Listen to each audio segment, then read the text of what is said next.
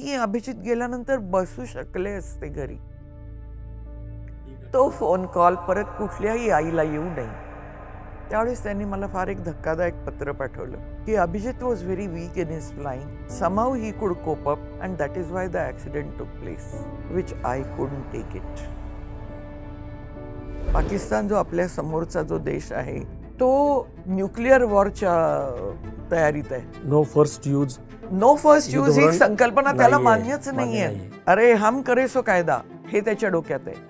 बाहेरचं तापमान थोडं वाढलं की तुमच्या एसीचं कमी करून तापमान तुम्ही टीव्हीवरनं बातम्या बघताय. तुम्ही युद्धाच्या कसल्या गोष्टी बोलता आणि त्यातनंही तुम्ही न्यूक्लिअर वॉर बद्दल बोलताय. 7 वर्ष मी विमान मिळवण्यासाठी धडपडले. त्यावेळेस त्यांचं एक उत्तर होतं, ते पत्र होतं माझ्याकडे की सगळ्यांना देऊ पण कविता गाडगिळांना देणार नाही. म्हटलं फार चुकताय हे उत्तर द्यायला तुम्ही. कविता गाडगीळ ते विमान घेतल्याशिवाय राहणार नाही. पण ट्रोल करणारे 2% आहेत. बाकीचे 98% जे आहेत त्या लोकांना पण असं वाटतंय की युद्ध नकोय. युद्धात जितकी ज्या राष्ट्राची हानी होते किंवा ज्या राष्ट्राचा पराभव होतो तितकीच जिंकणाऱ्याचीही हानी होते आणि तितकाच जिंकणाऱ्याचा पण पराभव होतो. 71 साली माझे मिस्टर ते ट्रान्सपोर्ट पायलट होते.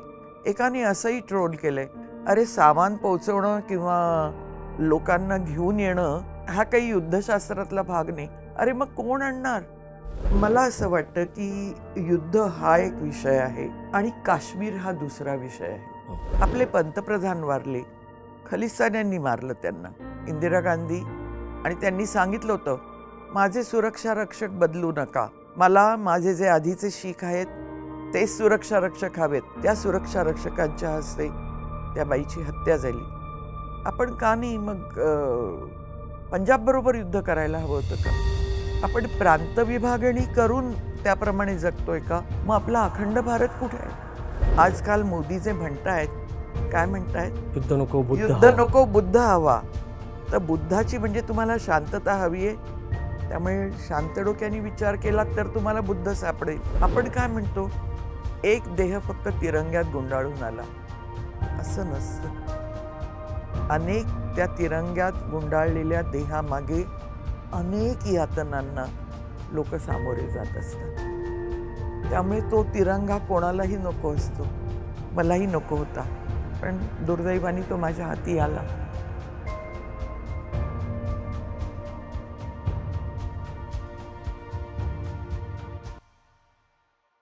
नमस्कार.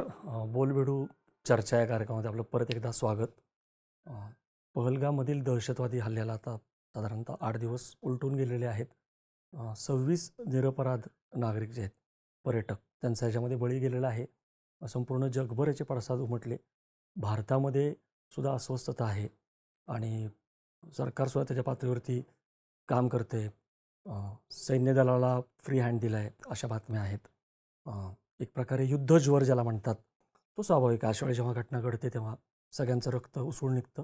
पंतप्रधानांनी पण सांगितलं त्यांच्या मन की बातमध्ये की प्रत्येकाचं रक्त उसळतं आणि प्रत्येकाला असं वाटतं की त्याचं प्रत्युत्तर दिलं पाहिजे.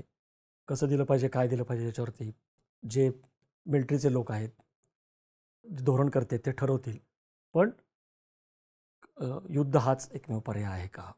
युद्धाची कल्पना आहे का? काय प्रकारचं युद्ध आजच्या काळामध्ये होऊ शकतं? असे अनेक मुद्दे जे आहेत ते निर्माण झालेले आहेत. आणि याच काळामध्ये कविता गाडगीळ यांनी पंतप्रधानांना एक पत्र लिहिलेलं आहे. ते पत्र व्हायरल झालेलं आहे. मूळ इंग्रजीमध्ये त्यांनी ते पत्र लिहिलेलं आहे. मराठीमध्ये पत्रकार भक्ती बिसूर यांनी त्याचा खूप सुरेख अनुवाद केलेला आहे. ते पण व्हायरल झालेलं आहे. आणि त्याच्यामध्ये त्यांचा जो भर आहे तो त्या युद्ध नको याच्यावरती. का त्याची कारणमीमांसा पण आहे. फक्त भावनिक आव्हान नाही आहे, त्याला काही वास्तवदर्शी डेटा पण त्यांनी दिलेला आहे. तर कविता गाडगीळ यांना आपण बोलवलेलं आहे.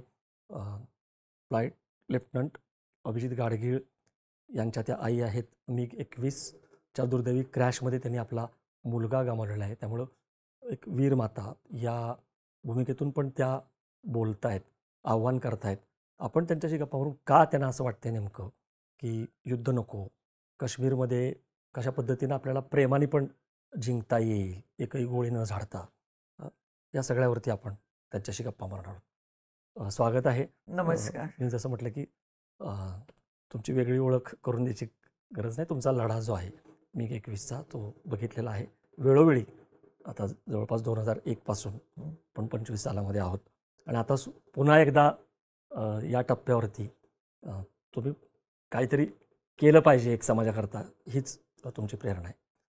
सुरुवात मी पत्रापासून करतोय की तुम्हाला हे पत्र आत्ता का लिहावंसं वाटलं आणि का असं ठामपणे सांगावंसं वाटलं की ठीक आहे, जे दहशतवादी आहेत त्यांना धडा शिकवलाच पाहिजे. तुमच्या शब्दात सांगायचं तर सुळावरती त्यांना चढवलंच पाहिजे. अगदी त्याच्याबद्दल हे नाही, परंतु त्याचे मार्ग आहेत काही. युद्ध किंवा अणुयुद्ध, न्यूक्लिअर वॉर अशी जी काही चर्चा सुरू आहे, म्हणजे तुमच्या पर्याय आहे का की घराघरामध्ये किचनमध्ये किंवा दिवाणखान्यात बसून सोशल मीडियावरती जे लोक हे करतायत, तर तिथून आपण सुरुवात करूया. बरं. नमस्कार, मी कविता गाडगीळ. म्हणजे एका एअरफोर्स ऑफिसरची बायको आणि एका एअरफोर्स ऑफिसरची आई. मला त्याचा अभिमान आहे आपल्या डिफेन्स सर्व्हिसेसचा. आणि डिफेन्स सर्व्हिसेसने जे आम्हाला शिकवलं त्याच्यावरनं मला असं वाटतं की ह्या ज्या अशा घटना घडतात त्या घटनांमुळे फक्त एकच घर उद्ध्वस्त होत नाही किंवा एक माणूस जातो, त्याच्यामुळे त्याच्या बरोबरीची अनेक लोक सफर होत असतात, त्यांना त्रास होत असतो त्या गोष्टीचा. आणि तो एक माणूस जातो हे खरं आहे, पण आता या पर्टिक्युलरली पहलगामच्या या आपल्या नरसंहारच म्हणायला पाहिजे त्याला. तर त्या नरसंहाराच्या वेळेला तिथे काही लहान लहान मुलं पण होती. त्या लहान मुलांच्या मनावर जो स्कार उमटलेला असेल तो ते त्यांच्या आयुष्यभर ते पुढे वागवणार आहेत. कारण बाकीच्या गोष्टी त्यांना कदाचित आठवणार नाहीत की आपण काश्मीरला बोटीतनं गेलो होतो, आपण सफरचंद घेतली होती, आईनी केशर घेतलं होतं, आपण तो ड्रेस घातला होता. नाही, पण माझ्या डोळ्यासमोर माझ्या वडिलांचा मृत्यू झाला, माझ्या डोळ्यासमोर गोळ्या झाडल्या गेल्या आणि कोणीही त्यांना प्रतिकार करू शकलं नाही. तर ही भावना माझ्या हृदयात अतिशय खोलवर गेलेली आहे. आणि मला असं वाटतं ज्या प्रत्येकाचा जीव गमावलेला आहे तो एक माझ्या घरातला आहे. आणि त्या तळमळीने मी हे पत्र लिहिलं.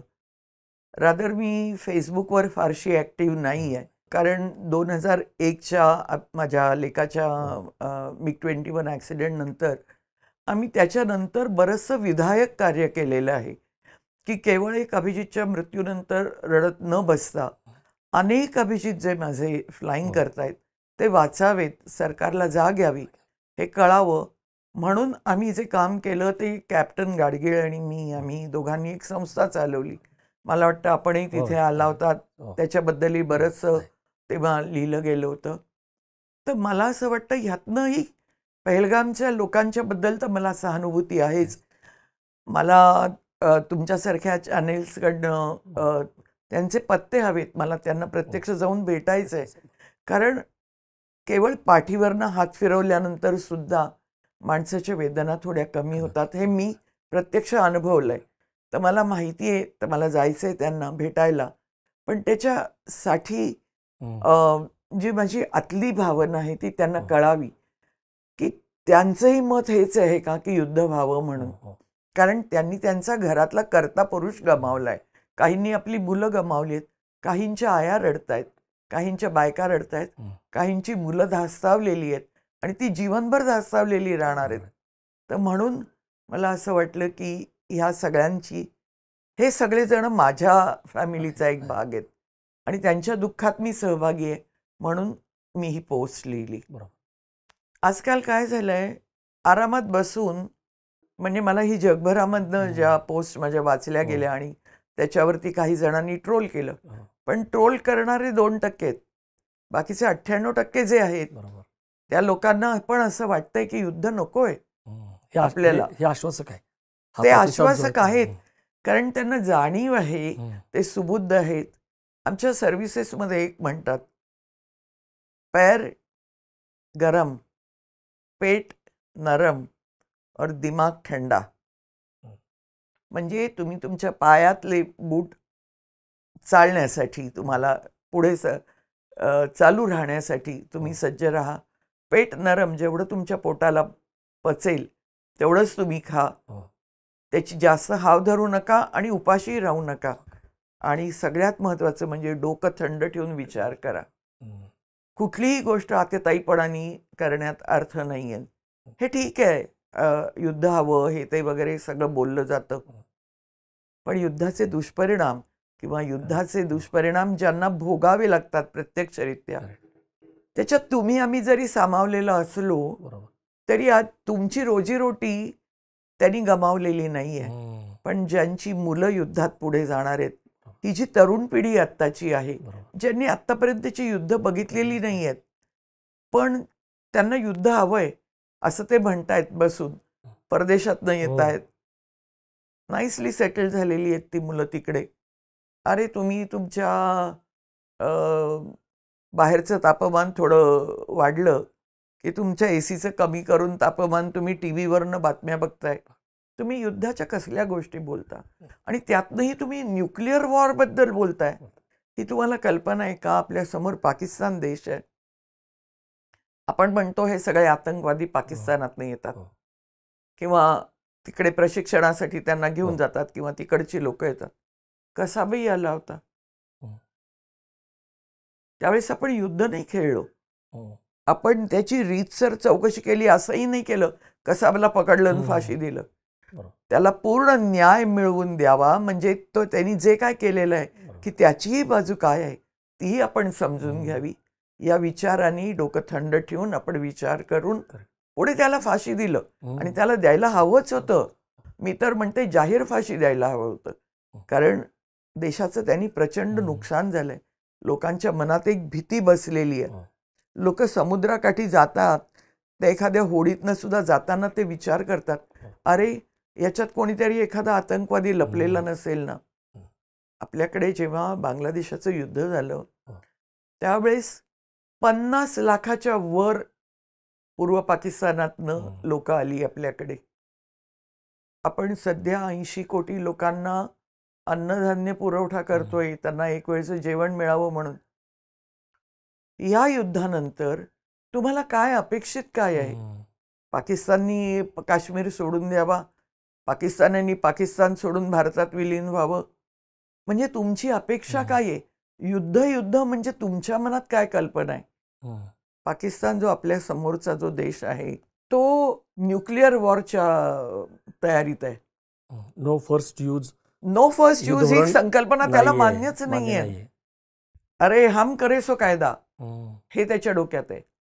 तर त्यामुळे न्यूक्लिअर वॉरचे काय परिणाम होतील ह्याची ज्याला कल्पना सुद्धा नाहीये, हे ज्यांनी फक्त पुस्तकातनं वाचलेलं आहे, त्यांना फक्त माझी अशी एवढी नम्र विनंती आहे, त्यांना मी सांगू बघते, 1-1.5 कोटी लोक जागच्या जागी मरण पावतील.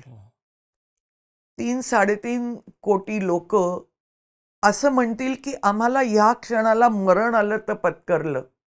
अशा अवस्थेमध्ये जगतील, त्याच्यावरती कुठलाही इलाज नसेल आणि आपल्या आणखीन पुढच्या किती पिढ्या बर्बाद होतील हे आपल्याला माहिती नाही.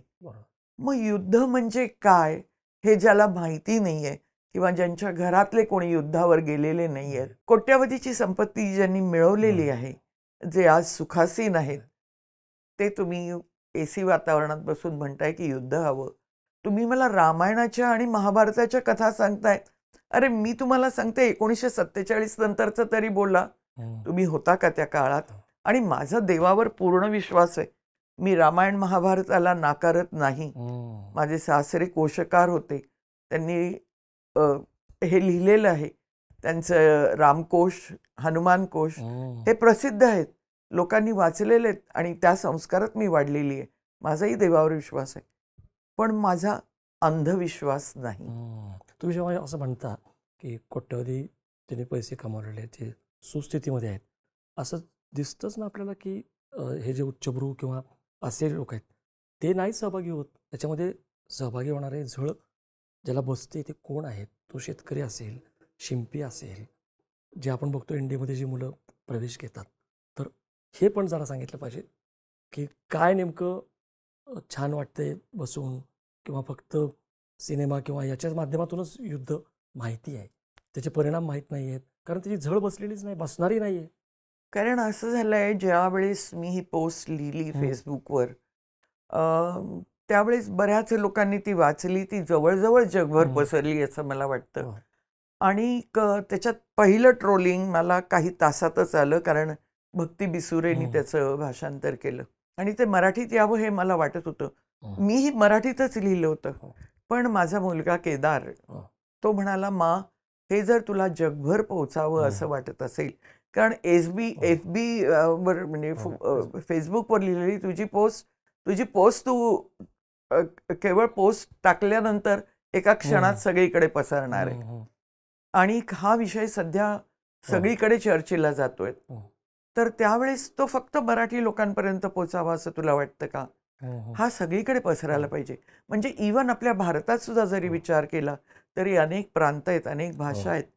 तर एक इंग्लिश हे माध्यम तू धर म्हणून त्यांनी त्याच्यावर संस्कार केले. तर पहिला ट्रोल हा होता की अरे कोणीतरी मराठीत लिहितं, कोणीतरी त्याचं इंग्लिशमध्ये उच्चभ्रू लोकांमध्ये पोचावं म्हणून इंग्लिशमध्ये भाषांतर करतं आणि कोणीतरी तिसरीच की जिचा काही संबंध नाही ती मराठीत भाषांतर करते, याला काय अर्थ आहे? तर त्यामुळे मला असं म्हणावंसं वाटतं की हे ट्रोल करणारे 2% आहेत. बाकीच्या बऱ्याचशा सुबुद्ध लोकांना असं वाटतं की हे युद्ध नको. त्यांनी काय विचार केला असेल, कुठल्या पद्धतीने विचार केला असेल ते मला माहिती नाही. पण मी माझ्या पोस्टमध्ये या युद्धाचे दुष्परिणाम काय असतात ते लिहिलेले आहेत. कदाचित त्यामुळे हे असेल. पण मला असं वाटतं की युद्धाशिवाय आपण कितीतरी गोष्टी साध्य करू शकलो आहोत. आसाममधलं बोडो, खलिस्तानवादी, त्याच्यात आपण आपल्या पंतप्रधानांचे प्राण गमावलेत, पण तरीही आपण खलिस्तानवाद्यांना पाकिस्तान मदत करतं म्हणून आपण पाकिस्तानबरोबर त्यांच्या स्वतःच्या मुलांनी युद्ध नाही पुकारलं. श्रीलंकेबरोबर युद्ध नाही पुकारलं, स्वतःचा जीव म्हणजे किती कण हाताला लागले असतील राजीव गांधींचे, तरीही श्रीलंकेबरोबर आपण युद्ध नाही पुकारलं, केवळ तामिळी लोकांनी त्याच्यात भाग घेतला होता म्हणून. त्यामुळे मला असं वाटतं की युद्ध हा समस्येचा पर्याय नाही. शांतता मार्गाने सुद्धा आपण काम करू शकतो. मार्गांकडे मी जसं म्हटलं की तुम्ही फक्त भावनिकदृष्ट्या म्हणत नाही, तुम्ही युद्धाचे जसे दुष्परिणाम सांगितले आता की काय जर अणुयुद्ध न्यूक्लिअर वॉर झालं तर काय होईल. दुसरीकडं एक महत्त्वाचं म्हणजे युद्ध सज्जता, शस्त्रसज्जता, त्याचा पण जो तुम्ही डेटा दिलेला आहे की आत्ता खरोखर आपली परिस्थिती काय आहे, किती सैनिक किंवा किती अधिकारी आहेत, त्यांची भरती नाही आहे, पाणबुड्यांचा मुद्दा असेल, स्क्वॉड्रनचा मुद्दा असेल आणि केवळ पाकिस्तान समोर आहे असं पण धरून नाही चालणार आहे. चीन जो आहे, ज्याला अनेक जण म्हणतात की खरा डेंजरस शत्रू पाकिस्तानपेक्षा चीन आहे, तर तुम्ही त्याच्याकडे तो आपल्यापेक्षा जास्त सुसज्ज आहे. तर ते पण तुम्ही सांगा, कारण केवळ तुम्ही भावनिक मुद्दा सांगत नाहीत, वास्तवता ज्याला आपण ग्राउंड रियालिटी म्हणतो, तर ती पण लोकांना कळू द्या की तुमचं म्हणजे मग तुम्ही युद्ध नको का म्हणताय हे अजून जास्त. आपण जर युद्ध करायला लागलो आणि युद्ध करा हे जे म्हणतायत ते फक्त पाकिस्तानच जमेस धरून चाललेत. त्यांना चीनची कल्पना नाही आहे. चीन अरुणाचल प्रदेश, लडाखमध्ये कितपर्यंत आतमध्ये घुसलाय हे त्यांना माहिती नाही आहे. आणि वर्तमानपत्र वगैरे सुद्धा त्याला फारसं महत्त्व न देता, कारण आपण काय असो छापील बातम्यांवर आणि रेडिओ स्टेशन नाही, माझ्या डोक्यात 62 सालचं रेडिओ स्टेशन आलं, TV वर ज्या बातम्या बघतो त्याच्यावरती आहे. मीडिया जास्तीत जास्त काही गोष्टी लपवायचा प्रयत्न करते, काही गोष्टी जास्तीत जास्त ज्या गोष्टींनी काहीतरी एक सनसनाटीपणा, सनसनाटी बातमी जी होऊ शकेल ती मीडिया द्यायचा प्रयत्न करते. आज मीडिया जर आपण बघितलं तर रस्त्यावरनं समजा एखादी मुलगी चाललेली आहे, तिला कोणीतरी छेडतंय, बरीच गर्दी जमली आहे, तर येणारा जाणारा काय करेल, त्या मुलीचा व्हिडिओ करेल, तो व्हायरल करेल, पण तो मुलीला सोडवायला जाणार नाही. तो गरीबही असेल, श्रीमंतही असेल, मर्सिडीजमधनं जाणार असेल, सायकलवरनं जाणार असेल, अरे तुझ्या अंगात इतका दम नाही, तू युद्धाच्या बातम्या कसल्या करतोयस? तुला युद्ध म्हणजे काय? एक बंदूक घ्यायची खेळण्यातली आणि तिथे पुढे जायचं हे माहितीये का? -50 डिग्रीज आणि +50 डिग्रीज या अशा अवस्थेमध्ये आपलं सैन्य आज आहे. आपल्या देशाची रक्षा करण्यासाठी ते बांधीलंय. ते आपल्या राष्ट्रप्रेमाने भारावलेले आहेत. ते कुठलीही तक्रार करत नाहीयेत. आज आपल्याकडे अगदी म्हणजे हा शब्द वापरायला सुद्धा मला खूप वाईट वाटतंय. कॉफिन्सपासनं आपण दुसरीकडनं मागवतोय, शस्त्रास्त्र मागवतोय, अन्नधान्य पुरवठा आपण दुसरीकडनं घेतोय. अशा परिस्थितीत आज आपण असताना आणि जेव्हा आपण म्हणतो की all is okay, all is well, त्यावेळेस आपण हे म्हणतोय. युद्धाचे परिणाम जेव्हा आपला युद्धाच्या मध्ये माणसं कामी येतील, पैसा खर्च होईल. आज तुम्हाला स्कूटर विकत जायची असेल तर बजाज म्हणेल, अरे नाही, आम्ही सध्या शस्त्रपुरवठ्याच्या कामी लागलेलो आहोत, स्कूटर आम्ही बनवायचे बंद केलेले आहेत.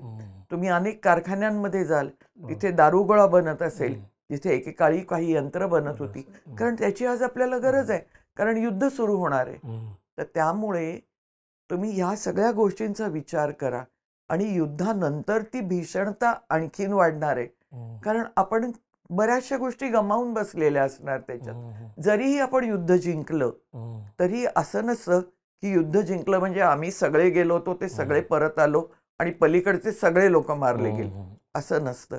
युद्धात जितकी ज्या राष्ट्राची हानी होते किंवा ज्या राष्ट्राचा पराभव होतो, तितकीच जिंकणाऱ्याचीही हानी होते आणि तितकाच जिंकणाऱ्याचा पण पराभव होतो. पराभव एका वेगळ्या अर्थाने म्हणते मी, त्याची हानी होते, मनुष्य हानी होते, पैशाची हानी होते, आणि ते सगळं भरून काढायला पुढची कितीतरी वर्ष वाया जातात. आणि कारण युद्ध सुरू करणं सोपं असतं, थांबवणं हातामध्ये नसतं. हा पण एक मुद्दा आहे. हा मी मुद्दा मांडलेला आहे त्या ह्याच्यात की युद्ध सुरू करा म्हणा तुम्ही, युद्ध थांबवणार कोण? त्यावेळेस तुम्ही पुढे येणार आहात का की अहो बास झालं, गॅसचे दर वाढलेत, भाताचं वाढलंय, हे वाढलंय, आम्हाला गोष्टी मिळत नाहीयेत, तुम्ही ब्लॅकआउट सांगितलाय, घरातले दिवे बंद करून बसलोय, आम्हाला टीव्ही बघता येत नाही. इतके सुखवस्तू लोक आपण आहोत आणि अशा ह्याच्यात आपण म्हणतो युद्ध सुरू करा.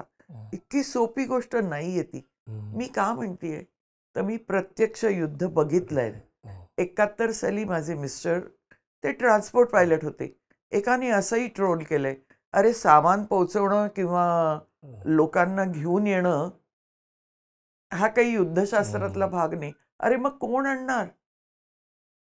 एअरफोर्समध्ये, मी पर्टिक्युलरली एअरफोर्समध्ये बद्दल बोलते, जे जखमी सैनिक असतात किंवा इवन एरवीच्या काळात सुद्धा ज्या ठिकाणी रसद पोहोचू शकत नाही, जिथे पॅरा ड्रॉपिंग करून सैन्याला सोडलेलं असतं, अशा ठिकाणी रसद पुरवणं, त्यांना अन्नधान्य देणं ही बेसिकली माझ्या मिस्टरांची कामगिरी होती. नकाशे काढणं, त्या नकाशांवरनं आपला भाग कुठला आहे, तो भाग कुठला आहे. ते डेहराडूनला होते. डेहराडूनहून त्यांनी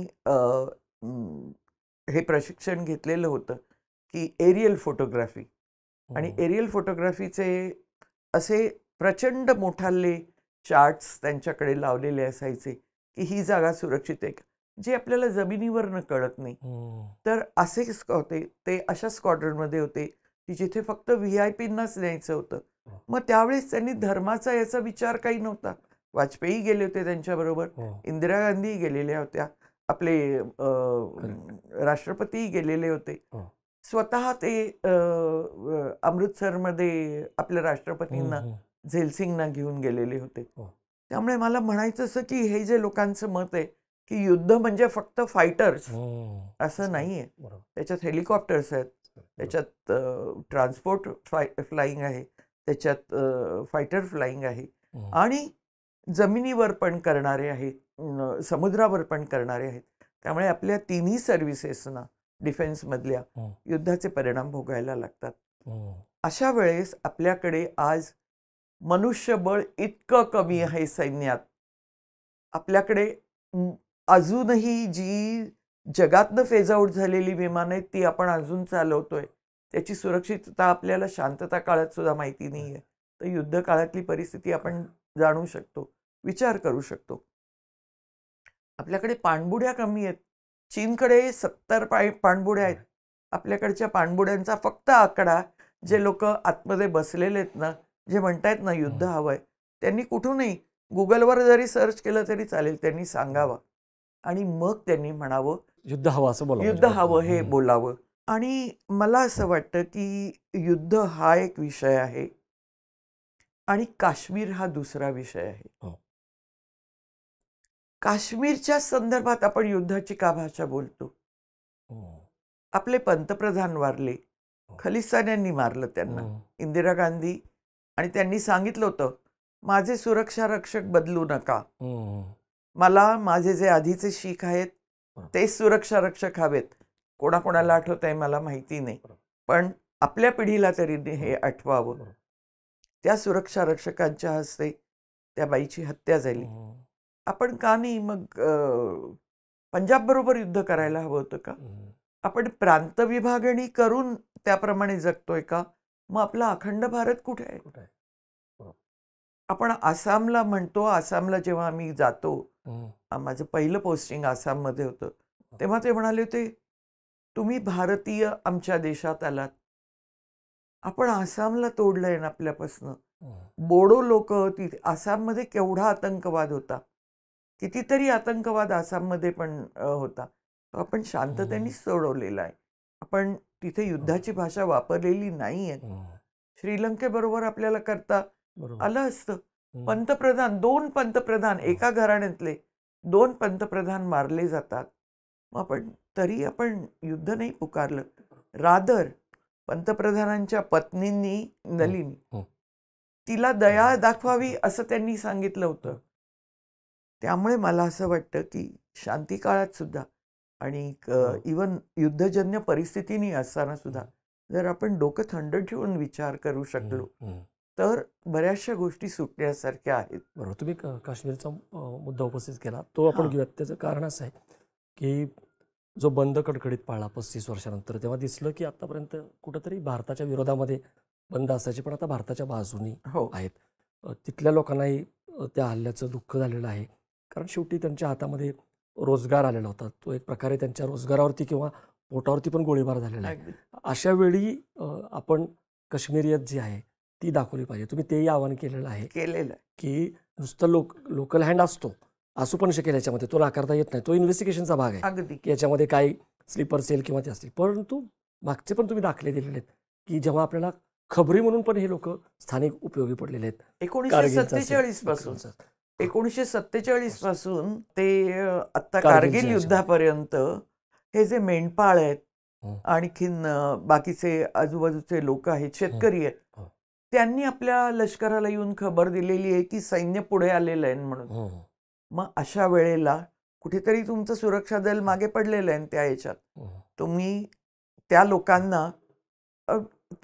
लोकांना दहशतवाद्यांना मिसळता आलं असतं आणि त्यांच्याकडनं पैसे घेऊन हे करता आलं असतं. पण ते देशाशी प्रामाणिक आहेत, ते काश्मीरी आहेत आणि ते देशाशी प्रामाणिक आहेत.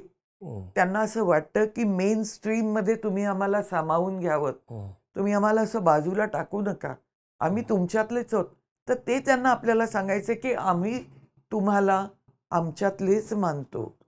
जसं आम्हाला दिल्ली, मुंबई, चंदीगड, आणखीन अनेक देश, साऊथ असो, ईस्ट असो, वेस्ट असो, आम्ही जाऊ शकतो, तसंच आम्ही तिथेही तुमच्याकडे येऊ शकतो. आम्हाला फक्त थोडीशी भीती अशी वाटते, इथे काही दहशतवाद्यांनी काही पेरून ठेवलेले आहेत, तर आम्हाला सुरक्षा पुरवणं हे तुमचं काम नाही आहे, हे आमच्या होम मिनिस्टरचं काम आहे. त्यांनी तिथे सुरक्षा वाढवायला पाहिजे आणि ती सुरक्षा फक्त संरक्षण दलापुरतीच पुरेशी न ठेवता हे जे पर्यटक येत आहेत त्यांच्यासाठी पण पाहिजे. आपण आत्ता या पहलगामच्या ज्या बातम्या वाचल्या त्याच्यात जवळजवळ 2000 लोक तिथे होती आणि अशा वेळेला तिथे सुरक्षा रक्षक कोणी नाही, तिथे ॲम्ब्युलन्स नाही. बरं, पहलगाम हा भाग असा आहे की तो अवघड आहे अप्रोच व्हायला, म्हणजे तिथे जायला. आयदर जर तुम्ही तगडे असलात, चांगले निरोगी असलात, तर तुम्ही पायी जाऊ शकता, पण नाहीतर तुम्हाला घोड्यावरनं, खेचरावरनं वगैरे जावं लागतं. आणि हा थोडासा हे थोडं विषयांतर आहे, पण माझी पण इच्छा पहलगामला 11 मेला जाण्याची होती. पण ते माझ्या मुलांनी पूर्ण खोडून काढलं. तो म्हणाला, श्रीनगरपर्यंत तू जाऊ शकशील, मी तुझ्याबरोबर येईन, पण पहलगामला आज तुझी परिस्थिती नाहीये जाण्याची. तर त्यामुळे मला इथल्या लोकांना भेटायचंय आणि त्याच्यासाठी मला तुमची मदत हवी आहे, की मला त्यांचे पत्ते हवेत, त्यांची दुःख जाणून घ्यायची आहेत. त्यांना काय वाटलं काश्मीरी लोकांबद्दल ते मला जाणून घ्यायचंय. बरोबर, तुम्ही फार महत्त्वाचा मुद्दा मांडला. पण आत्ता अशी एक चर्चा सुरू आहे की आत्ता जावं का पहलगामला? तिथं आता ओमर अब्दुल्लाने पण सुरक्षेच्या कारणावरून 48 स्पॉट बंद केलेले आहेत, किंवा तिथं आत्ता जाऊन आपण त्याच्यासोबत आहोत हे दाखवण्यासाठी जाणं गरजेचं आहे. तुम्ही स्वतः पत्रामध्ये म्हटलात की तुम्ही तिकडं जावा, तिथं तुम्ही शाले खरेदी करा, जर्दाळू घ्या, केशर घ्या, त्या लोकांना एक दाखवा सोबत. तर तुम्हाला काय वाटतं की ही जी मतमतांतर आहे आत्ता जाणं योग्य अशासाठी नाही, कारण तिथे इव्हन काश्मीरी लोकांनी सुद्धा तुम्ही बातम्यांमध्ये वगैरे बघितलं असेल किंवा काही पोस्टमध्ये बघितलं असेल, इव्हन त्यांनी सांगितलंय की आम्ही तुम्हाला सपोर्ट करतोय, आम्ही तुमच्या बरोबर आहोत. त्यामुळे त्याही लोकांना थोडं शांत होऊ देत, आपल्यालाही थोडा विश्वास येऊ देत आणि सरकारलाही याची जाणीव होऊ देत की तिथली सुरक्षा रक्षा थोडी वाढवायला हवी. जे सरकार गाफील राहिलेलं आहे, जिथे सुरक्षा रक्षा नाही मिळत आहे, तिथे सुरक्षा रक्षा मिळावी, जरा वाढावी. आणि गेल्या 3 वर्षात काश्मीरमध्ये चांगलं पर्यटन चाललं होतं. अनेक लोक काश्मीरला जात आहेत. आपण त्या हनीमुनिंग कपलचं पण बघितलं, त्यांना स्वित्झर्लंडला जायचं होतं, पण ते काश्मीरला आले आणि त्याला मारलं गेलं, नेव्हल ऑफिसरला मारलं गेलं. सो वाचवणारे कोण होते? तेच आले ना धावून. काश्मीरमध्ये तर तुम्ही हे झाल्यानंतर तर सुरक्षा दल वाढवलं नाही. जे वाचवायला आले त्यांच्यापैकी सुद्धा एक जण गेला. तो घोडेवाला जो होता, तो घोडेवाला होता, तोही गेला. तो त्यांना अडवायचा प्रयत्न करत होता. एकाने ट्रोल असं केलंय की एवढे 26 लोक होते, 4 लोकांना अडवू शकले नाही का? अरे तुम्ही नाचताय, हसताय, गाताय, तुमच्या मुलांना कडेवर घेताय, त्यांना काही गोष्टी दाखवताय, तुम्ही तिथल्या गोष्टी बघताय आणि अचानक हल्ला सुरू झाला. लोकांना वाटलं कुठेतरी बॉम्बस्फोट झालाय, कुठेतरी वाघाची शिकार चालली आहे किंवा काहीतरी. अशा वेळेस तुमच्या छातीवर गोळी रोखून जर कोणी उभा असला, तुम्ही काय गप्पा मारताय तिथे बसून? गर्भगळीत होणार नाही? तुम्ही या ना पुढे. मग मी आज तुमच्या समोर एक फटाक्याचा सर उडवते, किती गर्भगळीत होता ते तुम्ही बघा. असं नका करू. ही नाहीये परिस्थिती. पण काश्मीरमध्ये जायला हवं. आज नाही तर काही काळाने जायला पाहिजे, कारण काश्मीर हे पूर्ण पर्यटनावर अवलंबून आहे. आणि तिथलं निसर्ग, मी जसं म्हटलं, आणि हे मी अभिमानाने नाही म्हटलं की मी स्वित्झर्लंडला गेले, पण मी काश्मीरला नाही गेलेली. ही लाजिरवाणी गोष्ट आहे माझ्यासाठी सुद्धा. अरे मी जर भारतीय आहे तर मी पहिल्यांदा काश्मीर बघायला हवं होतं आणि मग स्वित्झर्लंडला जायला हवं होतं. एनिवे, अनेक गोष्टी चुकून घडलेल्या आहेत. काश्मीरी पंडितांना काढलेलं आहे. आपण त्यांना पुन्हा प्रस्थापित करण्याचा प्रयत्न करूया. आपण म्हणजे मी नाही करू शकणार. या गोष्टी काहीतरी सरकारी धोरणच त्याच्यासाठी लागतील, पण ते प्रस्थापित व्हायला हवेत. त्यांना कुठला तरी विश्वास हवाय की आम्ही गेलो तर आम्हाला परत यावं लागणार नाही. आपण त्यांचं ऐकतोय, त्यांच्या कथा ऐकतोय, बऱ्याचशा लोकांच्या व्यथा आहेत त्या, आणि त्या आपल्याही हृदयाला भिडतायत. पण म्हणून काश्मीरला तुम्ही वाळीत टाकू नका. बरं, तुम्ही जरी काश्मीरला गेला नसला किंवा तुम्ही जाणार आहात, पण कनेक्ट आहे तुमचा वेगळ्या कारणांमुळं, तिथं परिस्थिती काय आहे? तुम्ही असे म्हटले की ज्या चुका इतिहासात झाल्या त्या आपल्याला दुरुस्त कराव्या लागतील. तसं काश्मीरी पंडितांबद्दल बोलला की त्यांना परत आणावं लागेल. तर अजून तुम्हाला काय काय असं वाटतं याच्याबद्दल? काश्मीरी जे तरुण आहेत, त्या तरुणांना बेरोजगारीतनं आपल्याला बाहेर काढायला पाहिजे. तिथे काही उद्योग आपण करायला पाहिजे. आज आपल्याकडे काही जे काही प्रचंड मोठे उद्योजक आहेत त्यांनी काश्मीरमध्ये काही उद्योग सुरू करायला पाहिजे. त्यांना तिथे रोजगार मिळाला पाहिजे. म्हणजे केवळ पर्यटन हाच एक पर्याय नाही आहे. त्याच्यासाठी तुम्ही तिथे नवीन कारखाने उभे करा, काही योजना सुरू करा नव्या. मी काही अर्थशास्त्रातली नाही किंवा राजनैतिक पण मला काही माहिती नाही आणि तो विषय मला माझ्या बोलण्यात आणायचाही नाहीये. पण अशा कितीतरी योजना तुम्ही तिथे राबवू शकता. इतकं सुंदर खोरं आहे आपलं ते. तर तिथल्या ते सौंदर्य वाढवण्यासाठी तुम्ही मदत करू शकता. लोकांना तिथे आकर्षित करण्यासाठी तुम्ही त्यांना काहीतरी एक प्रेरणा देऊ शकता. आणि जो जाऊन आलेला माणूस आहे त्यांनी आपले जर अनुभव वेगवेगळ्या माध्यमातनं प्रसिद्ध केले की मी कसा गेलो होतो, त्यांनी तुम्हाला सांगितलं, तुम्ही तुमच्या मित्राला सांगितलं, त्यांनी त्याच्या मित्राला सांगितलं, तर एक माणूस जाऊन आलेला माणूस 5 माणसं पाठवेल. ती 5 माणसं आल्यानंतर 5ची 25 होतील आणि 25ची संपूर्ण भारतभरात काश्मीरविषयी आस्था वाढायला वेळ लागणार नाही. त्याला थोडा वेळ लागेल. आणि आत्ताच ही घटना घडून गेला असल्यामुळे प्रत्येक जण घाबरलेला आहे मनात की इव्हन माझा मुलगा म्हणजे ज्याला माहिती आहे की आपली आई काही करू शकते, जाऊ शकते, तर मी त्याच्या मागे लागले होते की केदार मला पहलगामला जायचंय. तर म्हणाला मा तू तिथे जाऊन काय करणार आहेस? आज पहलगाममध्ये सुरक्षा रक्षा प्रचंड असेल. शिवाय त्यांनी स्वतःच म्हणजे काही ठिकाणं बंद केलेली आहेत. तर आपण जाऊया, मी तुझ्या बरोबर येईन, कारण I am 75 today, but I still have that kind of energy. मला वाटतंय की आपल्याकडे जे काय आहे, आपण जे कमावलेलं आहे आयुष्यामध्ये, त्याच्यात फक्त पैसा अडका हेच नाही, म्हणजे मानवी मूल्यांपासून आपल्याकडे जे काय आहे, आपण जे काय कमावलेलं आहे आयुष्यात, ते केवळ आपल्या कष्टामुळे नाहीये. त्याच्यासाठी आपल्या आजूबाजूला अनेक माणसं काम करतायत, ती आपल्याला माहिती नाहीयेत. त्यामुळे आपणही समाजाचं काहीतरी देणं लागतो. आपल्यालाही काहीतरी त्यांच्यासाठी करायला पाहिजे. मी अभिजित गेल्यानंतर बसू शकले असते घरी. मला या टप्प्यावरती तुम्हाला परत थोडंसं भूतकाळात न्यायचंय की ज्या फोन कॉलमुळे सगळं तुमचं आयुष्य बदललं. तो फोन कॉल परत कुठल्याही आईला येऊ नये, कारण तो फोन कॉल आल्यानंतर माझ्या घरात एक डाल्मेशियन होता. तो फोन कॉल आल्यानंतर आम्ही घरात 3च माणसं होतो, मी, माझे मिस्टर आणि केदार. केवळ आमची मनस्थिती बघून तो कुत्रा जो एका कोपऱ्यात जाऊन बसला, कुत्र्याला मी कुत्राच म्हणते, मी त्याला दुसरं नाव देत नाही. तो माझ्या घरातला मेंबर आहे, पण तो कुत्रा आहे, त्याला मानवी मन नाहीये, त्याचं मन नाही. तो जो घाबरून एका जागी जाऊन बसला, तो 2 दिवस त्यांनी पाण्याला तोंड नाही लावलं. ही कोणावरती परिस्थिती येऊ नये म्हणून आम्ही ही चळवळ सुरू केली. त्या चळवळीतनं माझा अभिजित येणारच नव्हता.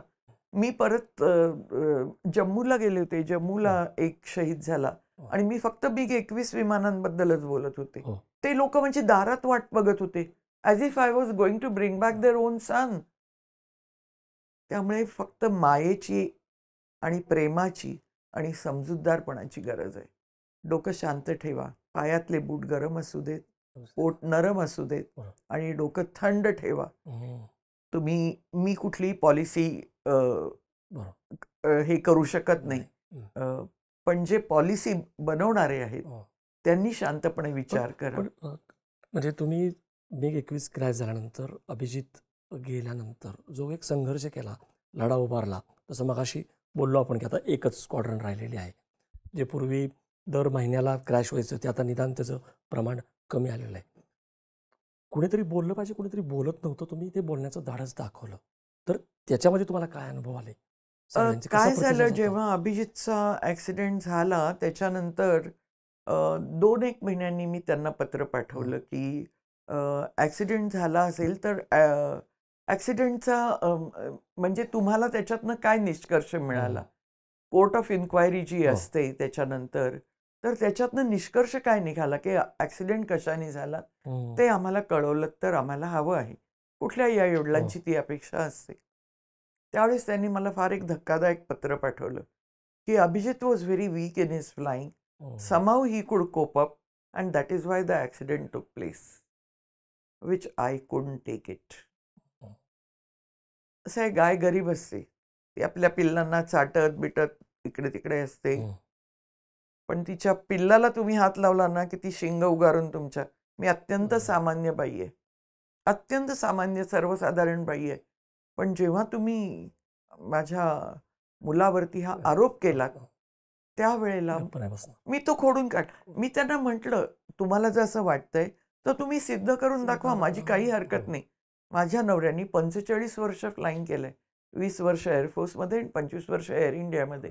तोही चूक करू शकतो, कधीच कोणाकडनंही चूक होऊ शकते. After all it's a man, machine and environment. So चूक घडू शकते, पण सिद्ध करा, नाही तर कबूल करा की हे झालं होतं. मी वाट बघायला तयार आहे. 7 वर्ष मी विमान मिळवण्यासाठी धडपडले. आम्ही जी संस्था उभी केली होती त्या तिथे MiG-21 विमान, त्यांनी सांगितलं होतं की ही विमानं फ्लाईंगच्या दृष्टीने बाद झालेली असली तरी ती सुस्थितीत आहेत, तर ती विमानं आम्हाला काही अशा ठिकाणी द्यायची आहेत, काही बागा म्हणा, काही संस्था म्हणा, काही शाळा म्हणा, अशा ठिकाणी ही विमानं आम्हाला द्यायची आहेत की ज्याच्यातनं प्रेरणा घेऊन मुलं डिफेन्सचा विचार करतील. तर मी म्हटलं तर आम्ही अशी संस्था उभारतोय तर द्यावं.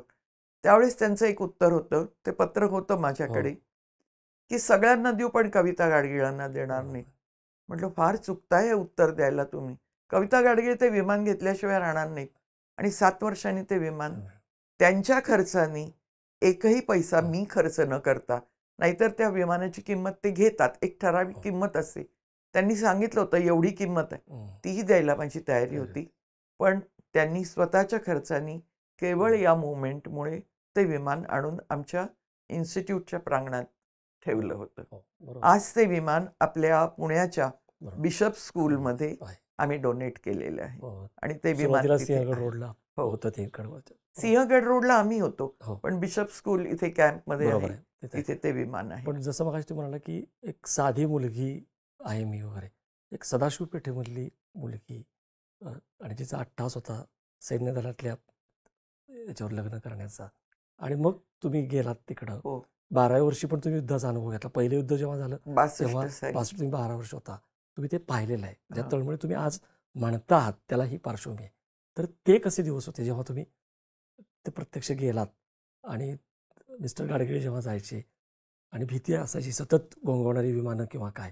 तुम्ही म्हणताय फक्त फ्लाईंगच्या वेळेसच, पण जेव्हा आम्ही आग्र्याला होतो तिथे एक पॅरा युनिट होतं आर्मीचं, आणि ते पॅराशूट्स म्हणजे मधनं उड्या मारून की आपल्याला अमुक ठिकाणी कसं जायचं त्याचा सराव तिथे व्हायचा. पॅरा युनिट जे होतं त्याचा. युद्धातच काय, सरावाच्या वेळेला ते विमान सगळे पॅराशूट बांधलेले सैनिक आपले होते, ते विमानामध्ये बसलेले होते आणि त्यांना उड्या मारण्याच्या वेळेसच फक्त ते पॅराशूट रिलीज करता आलं असतं. असे सैनिक, त्या विमानाला आग लागली आणि सर्वच्या सर्व सैनिक जळून खाक झाले जमिनीवर. हे आम्ही बघितलंय.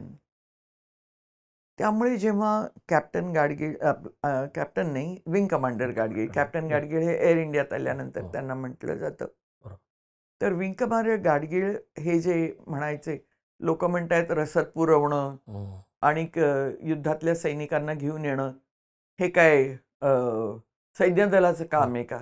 अरे मग कोणाचं आहे, कोणाचं आहे ते? तुम्ही तिथपर्यंत रसद तुम्हाला वाटतं ना देशाचं रक्षण तुम्ही सैनिकांनी करावं, त्याच्यासाठी ते असतात, त्यामुळे त्यांचे जीव गेल्यावर त्यांच्या घरच्यांना वाईट वाटू नये. अरे पण त्यांना खायला प्यायला द्यायला सुद्धा कोण जाणार आहे? तर त्यामुळे हे जे काम करायचे ते अतिशय डोंगराळ भागात ते फ्लाईंग करायचे आणि पोती असायची एकावर एक बांधलेली अनेक पोती असायची, कारण ती जी उंचीवर न पडतात पोती ती फुटू नयेत म्हणून आतलं फुटलं तरी बाहेरचं संरक्षण आहे, त्यात दुसरं फुटलं तरी तिसरं आहे, तिसरं फुटलं तरी चौथं आहे, अशी अनेक त्याला कवच आपण म्हणू शकतो त्याला, अशी कवचं असायची. आणि ते विमानातनं ड्रॉप करायचे डोंगराळ भागात जाऊन. आणि अशा वेळेला इव्हन त्यांना एकदा एक पोतं त्यांच्या विंगला अडकलं. तर त्यावेळेस त्या दरीमध्ये घुसून, म्हणजे इतकी ती भयानक खोल दरी, त्या दरीत वगैरे अशा ठिकाणी घुसून इतक्या थोड्या अंतरावर ते विमान सुरक्षित ठेवून ते ड्रॉप करणं हे अत्यंत अवघड काम असायचं. आणि अशा वेळेस एकदा माझ्या मिस्टरांच्या विमानाला एक पोतं चिकटलं.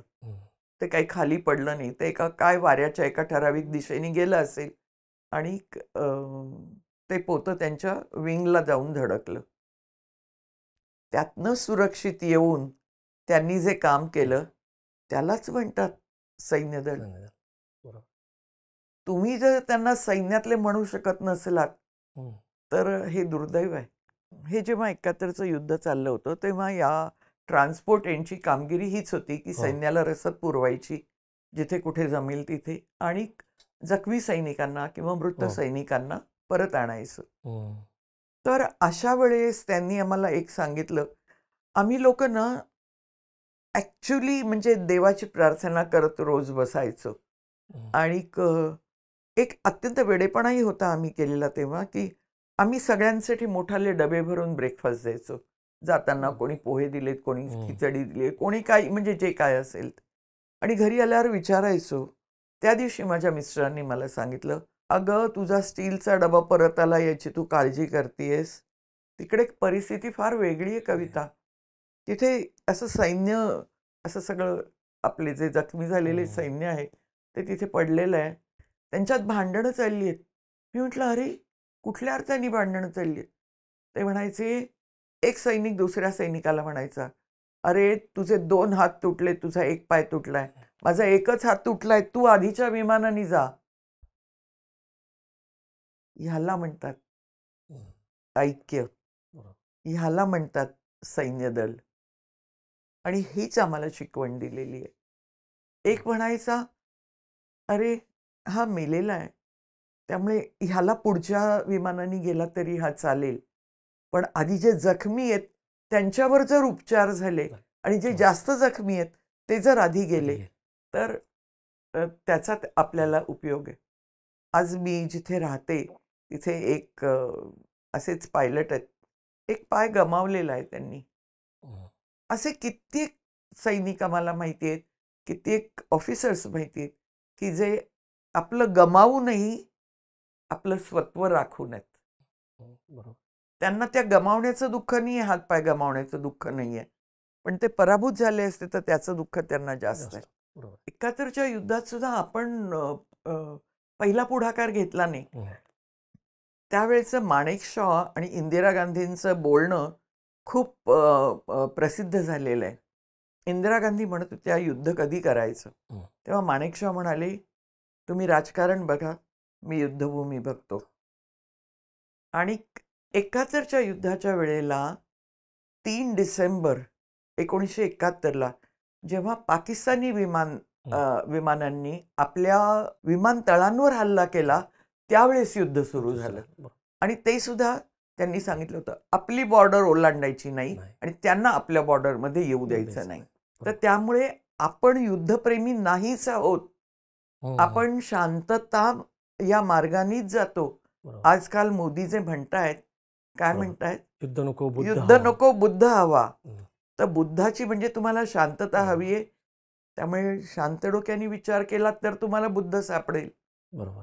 नाहीतर कसाब वगैरे सारखे लोक आहेतच. आणि युद्धाची झळ जे तुम्ही म्हटल्याप्रमाणे महिलांना जास्त ती पोचते, महिलांना जास्त पोचते अशा अर्थाने आई आपला मुलगा गमावते. आज रोड ॲक्सिडेंटमध्ये गेलेला मुलगा असो किंवा युद्धजन्य परिस्थितीत गेलेला मुलगा असो, आईचं दुःख तितकंच तीव्र असतं. आणि आम्ही जेव्हा म्हणतो, मुलं ही बॅचलर असतात, जेव्हा सैन्यदल मध्ये जातात सैन्यदलात, त्यावेळेस ती मुलं बॅचलर असतात, त्यावेळेस आई वडिलांच्याच संमतीने जातात ना. तर त्यामुळे आई वडिलांना दुःख होतं. ती बाई आपल्या मुलांना एकटी वाढवते पुढे. ते आई वडील त्यांचे मामा काका हे ते ह्या सगळ्यांना ते दुःख सारखं असतं. आपण काय म्हणतो, एक देह फक्त तिरंग्यात गुंडाळून आला, असं नसतं. अनेक त्या तिरंग्यात गुंडाळलेल्या देहामागे अनेक यातनांना लोक सामोरे जात असतात. त्यामुळे तो तिरंगा कोणालाही नको असतो. मलाही नको होता, पण दुर्दैवाने तो माझ्या हाती आला. थोडंसं आपण आता पुढे जाऊयात आणि शेवटाकडं अभिजित असेल किंवा इतर तरुण असतील, त्याने ज्या पद्धतीचं ट्रेनिंग घेतलं एनडीएमध्ये, रिगरस ट्रेनिंग असेल किंवा त्यांच्या पनिशमेंट्स पण असतील, त्या तुलनेमध्ये आता जेव्हा तुम्ही बघताय अग्निवीर सारखी योजना, तर तुम्हाला काय वाटतं? कारण एकीकडे आपण म्हणतो की तरुणांनी जायला पाहिजे सैन्यामध्ये, सैन्यसुद्धा त्यांच्या पातळीवरती प्रयत्न करत असतो. नो युअर आर्मी असेल किंवा आता तर मुली पण आहेत त्या जात आहेत, मुली फायटर पायलट आहेत. पण अग्निवीर सारखी योजना जी आहे ती तुम्हाला कशी वाटते? किंवा मी जसं म्हटलं की आधीचं जे रिगरस ट्रेनिंग आहे, अभिजित पायलट झाला तर लगेच त्याला फ्लाइंग करू दिलं नाही, जवळपास 9 वर्ष त्याला लागली. तर ह्याच्याबद्दल तुम्ही थोडंसं बोलावं. अग्निवीर ही योजना मला आणि अनेक लोकांना म्हणजे ज्यांच्याबरोबर मी बोलले त्यांना ही कल्पना फारशी योग्य वाटत नाहीये. कारण असं आहे, जिथे 10वी-12वीच्या मुलांनंतर तुम्ही अग्निवीरांना घेताय, 12वी आपण जास्तीत जास्त 12वी समजू, म्हणजे किती 17-18 वर्षाची मुलं तुम्ही घेताय, त्यांचं ग्रॅज्युएशन थांबलं. ज्या मुलांना एनडीए सारख्या ठिकाणी 3 वर्ष प्रशिक्षणाची लागतात, एकत्र येते एअरफोर्स, आर्मी आणि नेव्ही शिकतात. काही बाहेर देशातनं पण लोक येतात तिथे, आपले ज्यांच्याबरोबर मैत्रीचे संबंध आहेत तिथे. ती 3 वर्षाची खडतर, अतिशय खडतर शिक्षण आहे ते, अतिशय खडतर शिक्षण आहे. तर अशा शिक्षणानंतर पास आउट होऊन जी मुलं पुढे परत आपल्या म्हणजे आर्मीचे लोक डेहराडूनला जातात, नेव्हीचे लोक कोचीनला जातात आणि एअरफोर्सचे लोक हैदराबादला जातात. तिथे त्यांना छोट्या विमानावर, म्हणजे इथे एनडीएमध्ये सुद्धा शेवटचे वर्ष जे असतं ते महत्त्वाचं असतं. बाकी नंतर सुरुवातीला सगळं कॉमन शिक्षण असतं आणि तिथे तुम्हाला BScची किंवा BAची डिग्री पण मिळते. तर त्यामुळे तिथे तो अभ्यासही होतो आणि तुम्हाला सैन्य दलातलं शिक्षणही मिळत असतं. हे जेव्हा जातात त्याच्यानंतर 1 वर्ष जिथे कुठे ते गेलेले असतील तिथे त्यांना परत मोठ्या विमानासाठी, इथे ते ग्लायडर सदृश्य विमान उडवतात. आता थोडी वेगळी विमानं यायला लागलेली आहेत, पण अदरवाईज ग्लायडर सदृश्य विमानं ते उडवतात. त्याच्यानंतरची उडी ही फायटर किंवा ट्रान्सपोर्ट किंवा हेलिकॉप्टरमध्ये जाण्यासारखी नसते. त्यामुळे 1 वर्षाचं त्यांना ते ट्रेनिंग देतात की या विमानांसाठी तुम्हाला कुठलं ट्रेनिंग घ्यायला पाहिजे ते शिकतात. आणि त्याच्यानंतर मग ती ॲक्च्युअली ऑपरेशनल स्क्वॉड्रनमध्ये रुजू होतात.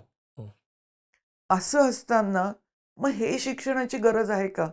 या 4 वर्ष मग ही वाया घालवलेली आहेत का? अग्निवीरांमध्ये काहीतरी एक वेगळा दम आहे म्हणून अग्निवीरांना या शिक्षणाची गरज नाही? हा विचार करायला पाहिजे आपल्याला. आणि 4 वर्षानंतर परत ते जेव्हा एक प्रकारे त्यांच्यावरती बेकारीची कुऱ्हाड, बेकारीचीच कुऱ्हाड. कारण 4 वर्षानंतर तुम्ही त्यांना हे करणार, त्यांना पेन्शन आहे की नाही हे माहिती नाही, त्यांना पेन्शन मिळतं की नाही याची मला कल्पना नाही आहे. म्हणजे तुम्ही जे काय तुमच्या पगाराचं साठवलेलं असेल ते. बरं, अग्निवीरांकडे सुद्धा कोण आकर्षित होत आहे? अशीच गरीब शेतकऱ्यांची मुलं, टेलर्सची मुलं, ते लोक येत आहेत. चला काही नाही तर चला आपल्याला 4 वर्षासाठी तरी बघू, पुढचं पुढे बघू. त्यामुळे अग्निवीर ही योजना पूर्णतः असफल आहे असं मला वाटतं. हे माझं प्रामाणिक मत आहे. याच्यावर इतरांची काही मतं असतील तर ती बरोबर. त्यांनी प्रगट करावीत, बरोबर. पण अग्निवीर ही योजना पूर्ण चुकीची आहे. बरोबर. साधारणतः आत्ता तुम्हाला काय दिसतंय? एकीकडं स्ट्रॅटेजिकली आपण पाकिस्तान हेच त्याच्या पाठीमागे आहे हे दाखवतो पण आहोत. आपण एक ताजा दस्तऐवज पण रिलीज केला आहे. त्याच्यामध्ये पण आपण ते दाखवून दिलेलं आहे. दुसरीकडे आपण तालिबान किंवा अफगाणिस्तानाशी पण बोलतो आहोत. पाकिस्तानला आपण एकटं पाडण्याचा प्रयत्न करतो आहोत.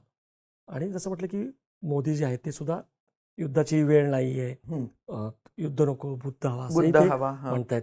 कारण तुम्ही तुमच्या पत्रामध्ये हो. स्टेट्समनशिप हो. हा एक शब्द वापरलेला हो. आहे. तर शेवटी परत एकदा आव्हान जे धोरणकर्ते आहेत आणि मुख्यतः नागरिक जे घरामध्ये बसून ज्यांचा राग योग्य आहे, परंतु ज्यांना हे अतिशय माहीतच योग्य आहे. नाहीये की अतिशय योग्य हां, आहे. या म्हणजे सगळ्यांना तुम्ही काय सांगाल? हे जे 26 लोक गेलेत ते फक्त 26 लोकच नाही आहेत. हा एक मोठा समुदाय गेलेला आहे. आपल्यातले विचारवंत त्याच्यात विचार करायला फार गरज आहे की ह्या 26 लोकांवरती हे झाला. तर माझं असं मत आहे की युद्ध नको. अशासाठी मी म्हणते सुरक्षा वाढवा. दहशतवादी आपल्याकडे कमी येतील याचा विचार करा. आपल्यातनं दहशतवाद निर्माण होऊ नये ह्याची काळजी घ्या. कारण युद्ध हा प्रत्येक गोष्टीला पर्याय नाही. बरोबर आहे. या नोटवरती आपण थांबूयात. धन्यवाद. धन्यवाद. तुम्ही मला इथे बोलावलं. तुमचे खूप धन्यवाद. कारण तुम्ही तुमची जी भूमिका आहे जी ठामपणे तुम्ही मांडली, युद्ध का नको, ती नुसती भावनिक नाही, त्याला वास्तवाचा पण जो आधार आहे, एक स्वतः तुमचा जो मुलगा आहे तो गेला त्याच्यामुळं, किंवा तुम्ही स्वतः युद्ध बघितलेली आहेत, अनुभवलेली आहेत वयाच्या 12 वर्षापासून. आणि सध्या जर युद्ध झालं तर ते कसं असेल, त्याचे भयावह दुष्परिणाम कसे असतील, विशेषतः न्यूक्लिअर वॉर जर झालं तर, हे सगळं तुम्ही सांगितलं. प्रेक्षक, तुम्हाला ही मुलाखत कशी वाटली, ही चर्चा कशी वाटली?